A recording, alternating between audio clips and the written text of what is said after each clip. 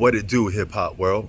Just Prince TV here. I want to talk about two hip hop heavyweight giants, Nas versus Biggie. Let's get into it. Check it out, y'all. The good fellas. The good fellas. The good fellas. Good fellas. Yeah, that's my man. Fuck that. It's one love. Fuck that. Check it out. It's one love in there, y'all. The good fellas. The good fellas. The good fellas. The good fellas.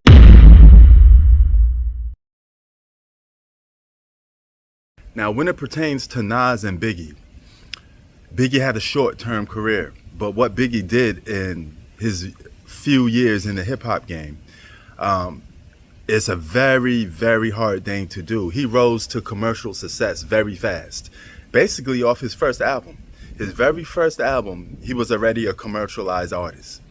But I want to talk about Nas, because from 93 to 97, was probably 5 of the most important years in both of these guys' careers. And let's go year for year, who was the better artist. So let's start out with 1993. 93 was Live at the Barbecue version of Nas versus Party and Bullshit Biggie. So that's very easy. I'm going with Live at the Barbecue Nas, because that version of Nas, I went to hell from stuffing Jesus, all of that good stuff, right? He showed us something completely different, because he was rapping completely different where a lot of other guys was rapping very similar. He branched out and had a unique style that no other artist really had. So he separated himself. Biggie was a little bit different, all right? That Party and Bullshit's rap style that he had, it was similar to a lot of other artists, you know, that made songs like that, like Heavy D and stuff like that.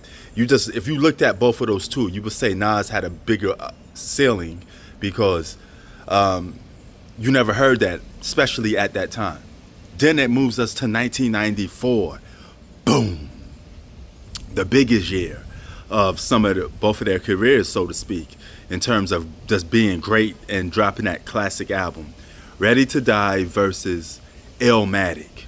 Can't you believe damn near released in the same damn year? Lord have mercy. What a year for hip-hop. 94 was definitely a golden year for hip-hop. But Illmatic and Ready to Die are two of my favorite albums of all time. I mean, they're on that list. It's hard for me to even pick in this, because it's, oh man, like Ready to Die was like a drug dealer's anthem, you know, like a hustler's anthem of what life is on the streets when you're hustling. Then Illmatic was just a hip-hop masterpiece. You know, a guy's just, you know, going into a zone of creativity and talent and lyrical ability and telling street tales like no other. I'm gonna have to leave this at a tie. I can't pick. I just can't pick. So that's 2 points for Nas, 1 point for Biggie. All right. So then we move on to 1995. Now, 95, both of these guys took a break off their classic albums. So they did special features and just joined other people on other songs. Big had some of the best features. His feature game was tight. But so did Nas. And you remember Nas's classic verse from Raekwon's Only Built for Cuban Link album. So 95, it's a little bit close, but I'm going to give it to Nas. But then you have their group starting to form, right? You got The Firm versus Junior Mafia, right? Even though those came out different times of the year, let's just add those into an equation, because they had their group projects that they was working on. I'm giving The Firm the edge over Junior Mafia, because the talent level in The Firm trumps the talent level in Junior Mafia alone. Even though Junior Mafia had some better commercialized hits, like, you know, Players Anthem, and, you know, good songs like that. So, yeah, I'm giving 95 to Nas. Then there's 1996. Biggie was still doing features and on other people's albums, but Nas dropped It Was Written. That was, at the time, Nas's biggest commercialized selling artist album. And he made himself a household name in 1996 with It Was Written. That was it. If I Ruled the World, biggest single.